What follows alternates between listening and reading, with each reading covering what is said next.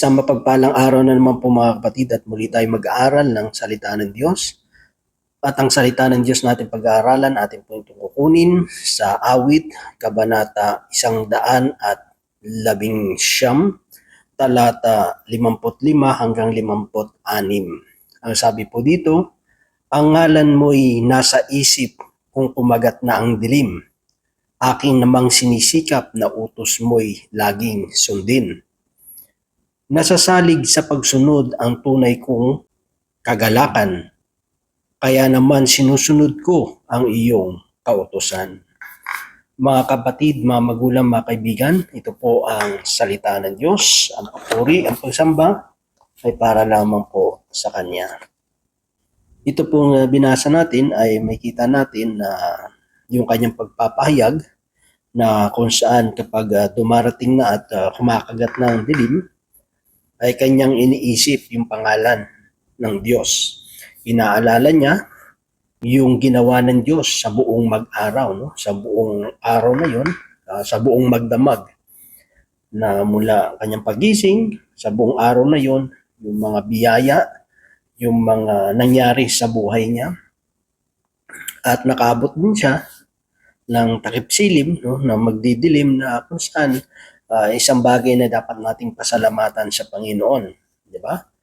Kung ikaw ay mula na umaga hanggang sa hapon ay nagtrabaho ka, at isang pasasalamatan mo sa Panginoon ay nakauwi tayo ng matiwasay at maayos sa ating pong mga pamilya. Kaya napakalaga na patuloy nating inaalala yung mga ginawa ng Diyos sa bawat buhay po natin sa buong araw. Marami tayong dapat pasalamatan.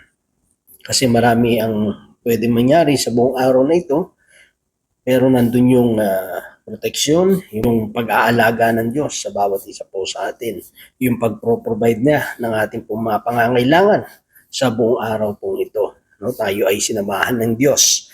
Kaya nga, napakalaga na sinabi niya na ang pangalan ng Panginoon ay patuloy niyang iniisip kapag kumakagat na ang dilim. Lalo na sa atin, tayo mga Pilipino, isa sa mga kultura na kung saan ay ang buong pamilya, pag maghahapon na, di ba, yung gagabi na, nagkakaroon ng prayer, di ba? Yung mga kabataan umuwi na sa kanilang mga tahanan at doon ay nananalangin, no? Sama-samang nananalangin. Kaso ngayon kasi siyempre, no, grabe na yung mga gadget, grabe na yung mga technology ngayon. No, minsan hindi na nagkikita yung mga anak, mga magulang, lalo kung may mga trabaho na, di ba? At minsan iba na rin yung pag-uugali ng mga kabataan ngayon. Pero dito, may kita natin, which is maganda naman talaga, no, na kaugalian natin mga Pilipino yon, na nagsasama-sama, no, sa pananalangin, inaalala yung kabutihan ng Panginoon. Kasi mahalagat po talaga yan, yung isang pamilya. Sabi nga, the family that pray together, stay together, di ba? Ng isang pamilya na sama-samang nananalangin ay talagang napapagtibay kasi nandun yung Panginoon sa gitna nila. Kaya napakahalaga talaga na tayo ay nagsasama-sama, magulang, yung ating mga anak, isinasama natin sa panalangin. Kasi isang yun na parang isang pamilya ay hindi matibag, hindi matinag, no? Kasi nga grabe na yung mga temptation ngayon, lalo sa mga kabataan. Diba? Grabe na yung ngayon yung paghatak ng mundong ito. Kaya napakalaga na yung ating mga anak, dinadala natin sa simbahan, dinadala natin sa mga prayer meeting, para at least kahit paano nandun yung salita ng Diyos, nandun yung paggabay ng Panginoon, na isasama sila sa panalangin para gabayan sila ng Panginoon, no, sa mga, lalo sa kanilang paglaki, no, kasi marami pa dyan yung curiosity, marami pa silang gustong malaman, marami silang mga katanungan, at medyo vulnerable sila, no, sa mga impluwensya ng mundong ito. At napakalaga rin na may tanim natin sa ating mga kabataan yung salita ng Panginoon, yung kanyang mga utos. Kaya nga sabi niya, akin namang sinisikap ng utos mo'y laging sundin. Napakahalaga yun na itinuturo natin, no, sa ating mga kabataan yung salita ng Diyos, yung kalooban ng Panginoon. At siyempre sa ating panalangin din, hindi natin kontrolado ang buhay ng ating mga anak. Pero pag inilagay natin yan sa kamay ng Lord, na i-dedicate natin sila sa Panginoon, gamitin sila ng Lord, patnubayan sila ng Panginoon, bigyan sila ng karunungan, kaalaman, pangunawa, ay makakaasa naman tayo, magiging panatag naman yung puso nating bilang mga magulang na mapapabuti ang ating mga anak. Nasasalig sa pagsunod ang tunay kung kagalakan. So dito, nakita natin na yung kanyang kagalakan, ang tunay na kagalakan, ito ay nagmumula talaga sa pagsunod natin sa kanyang kautusan. Kaya naman, sinusunod ko ang iyong kautusan. Ganoon na eh. Pag nasunod natin yung gusto natin, siyempre meron naman talagang kagalakan yun. Magiging masaya tayo kapag nakukuha na natin yung mga minimiti natin, yung mga ambisyon natin, yung mga pangarap natin sa buhay, o yung mga bagay na gusto nating marating at narating na natin, at unti-unti na nangyayari at nagaganap sa buhay natin. Ito naman ay nagdudulot ng kaligayahan, ng kagalakan sa puso po natin. Hindi naman po masama yon. Pero siyempre, ang sinasabi din, yung tunay na kagalakan, ito ay nagmumula sa Panginoon. Kasi sabi nga, makuha man natin ang kayamanan sa mundong ito, pero pag na-loss naman yung ating kaluluwa, ano pakinabangan ng mga kayamanan na ito? Kasi kahit ang mga ngaral nagsasabi na walang kasiyahan ang sinuman kung wala ang Diyos sa kanyang buhay. So ang tunay na nagbibigay talaga ng kagalakan sa isang tao ay yung pagsunod sa kalooban ng Panginoon. Yung tunay na kagalakan. Kasi mga tao ngayon, ang iniisip nila yung sarili lang nila. Sabi nga, do what you want, di ba? Dito sa Canada, alam mo yung, kunyari, yung karapatang pangtao, okay naman yun eh. Wala naman tayong against doon. Pero minsan kasi ang tao, inaabuso yung tinatawag na human rights. Kaya ang tao ngayon, masyadong sensitibo, di ba? Nasabihan mo na ng konti, bigla na mag-aarte na, you hurt my feelings. Di ba? So ngayon, kahit dito sa Canada, nagkakaroon na ng yung, kahit nga sa religious, yung freedom sa speech, sa religion. Kaya nga ngayon, pinipetition Maraming kumukontra doon sa yun. Kasi, kailangan pag nangaral ka ng salita ng Diyos, kailangan parang kailangan masaya lang. Di ba?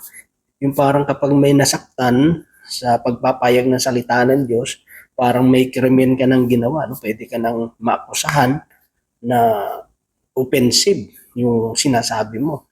Which is, sa salita naman ng Panginoon, ganun talaga yung katotohanan, masakit yan, pero kung tatanggapin mo, ito yung magpapalaya sa iyo. Di ba?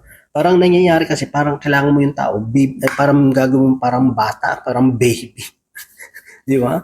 Yung parang, siyempre, kunyari, kung imbes nga i-direct mo yung salita ng Diyos, maghahanap ka pa ng mga words na masyado ng mababaw, parang parang nakikipag-usap ka sa isang bata, no? Di ba?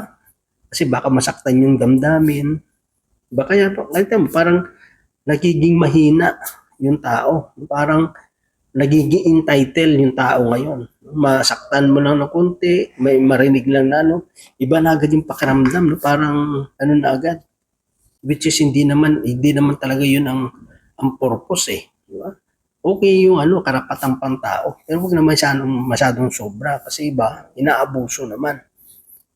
Inaabuso na ng iba yung tinatawag na human rights, Kahit diba, ikaw na yung ninakawan, pinagtanggol mo lang yan, ninakawan yung may pumasok naman magnanakaw sa tahanan mo, tapos pinagtanggol mo yung pamilya mo, tapos nasaktan mo yung mga magnanakaw na yun na pumasok sa bahay mo, diba? Ikaw pa yung may kasalanan, di ba? Ikaw pa yung isusu, ikaw pa yung kakasuhan, di ba? Kasi sinaktan mo. Di ba? Dapat wag nating sasaktan, wag nating parang ikaw na yung agrabyado, ikaw na yung nagawa ng hindi maganda. Tapos ikaw pa yung ikaw na yung naperwisyo, tapos ikaw pa yung makakasuhan. Which is hindi rin maganda talaga mga kapatid. Kaya yung mga masasamang tao, lumalakas yung loob, 'di ba? Dapat yung human rights, yung protection niya para sa mga matitino, 'di ba? Doon sa mga law-abiding citizen, 'di ba? Parang pumapabor minsan doon sa mga masasama, doon sa magmagawa ng kaya nga tiyan mo, minsan, di ba, niraransak na yung mga dito minsan, yung mga department store, o ano-ano na lang, malakas yung loob nila. No? Kahit yung mga security, tinitignan lang kasi hindi pwedeng saktan So makikita mo, inaabuso kasi ng tao. Hindi siya masama, kaso nga lang problema, inaabuso ng tao. Para tayo nag-aalaga at nagpapalaki ng mga kriminal at ng mga masasamang tao, which is hindi ay ganyan yung itinuturo ng salita ng Diyos. Kasi ang tunay na kagalakan ay talagang pagsunod sa kautusan o sa kalooban ng Diyos. Parang tayo nang maliliit tayo, di ba? Kapag natuwa yung mga magulang natin, kasi nga naglinis tayo ng bahay, nagigib tayo ng tubig, di ba? O kaya nasunod natin yung inuutos sa atin ng magulang natin at natuwa sila, di ba? Talagang nagagalak tayo Kapag may nagagawa tayong mabuti, o kaya nakatulong tayo sa kapwa natin at nalaman ng mga magulang natin, o kaya sa eskwelahan natin may nagawa tayong maganda at nabalitaan ng mga magulang natin, tayo natutuwa tayo Yung nagagalak tayo kasi bakit? Kasi alam natin ito ay magbibigay katuwaan sa mga magulang natin. Parang yung kasiyahan natin ay makita yung mga magulang natin na natutuwa at nasisiyahan sa mga ginagawa natin. So ganun din dapat sa atin bilang tayo ay mga lingkod ng Panginoon. Yung magiging tunay na kagalakan, kasiyahan natin ay makita natin, maramdaman natin na alam natin na ang Diyos ay natutuwa. At alam natin yun, matutuwa lamang ang Panginoon kung tayo ay sumusunod sa kanyang kalooban, sa gustong ipagawa ng Diyos sa bawat isa po sa atin. Kaya nga, ang tunay na kagalakan, hindi ito sa mga material na mga bagay. Hindi ito dahil sa naabot natin yung mga pangarap natin at yung mga bagay na gusto nating marating sa buhay. Ito ay nagmumula at nakaugat doon sa pagsunod natin sa kalooban ng Diyos. At doon natin mararanasan ang tunay na kagalakan. So yun lamang mga kapatid, nawan Diyos patuloy magpala sa bawat isa sa atin. God bless po sa ating lahat.